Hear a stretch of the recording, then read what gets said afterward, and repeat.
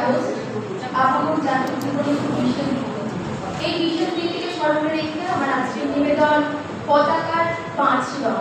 কবি সুকান্ত আচার্য।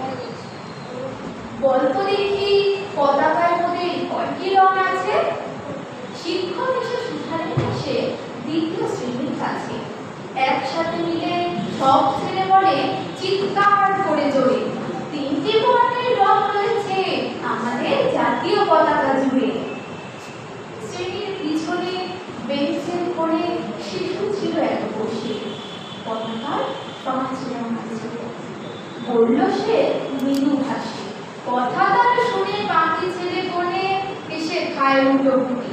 শিক্ষক রেগে বলেন হেঁকে, বোঝাও কি করে 5টি?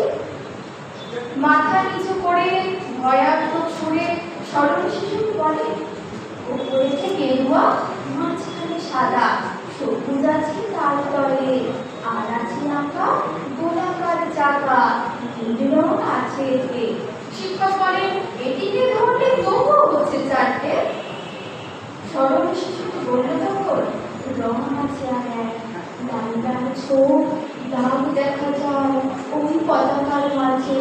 বাবাকে যখন আনলে ওরা কফিনের ঢাকা খুলে, জড়ানো রয়েছে দেহখানা তার পতাকার ফুলে।